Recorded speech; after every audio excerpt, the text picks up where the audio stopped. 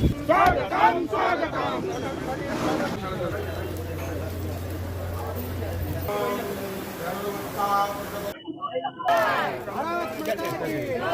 मोर सौभाग्य आज 1 सेप्टेम्बर दिन माँ चंडी कटक रे दर्शन करने सौभाग्य पाई। कटक भारतीय जनता पार्टी समस्त कार्यकर्ता को मो तरफ कृतज्ञता ज्ञापन करने चाहे।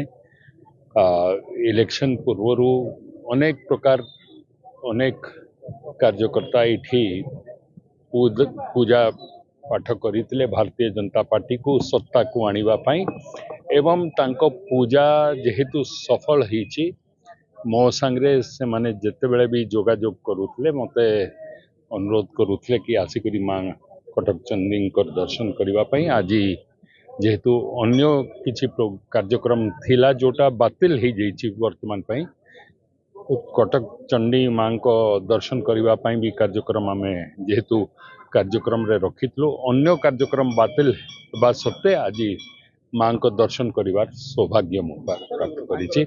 आपण जो मंदिर रो उन्नतीकरण बाबद रे पचौतले मु से बाबद रे कहिबा पई चाहे। माँ को उन्नतीकरण सुनिश्चित आकार रे हेबो। माँ न चाहिए तांकर कौन सी प्रकार कार्य आगू बढ़ी पारिबो नहीं। गत सरकार समय जहाँ अटकी करी रही वर्तमान सरकार सुनिश्चित आकार रे ताकू संपूर्ण करिबो।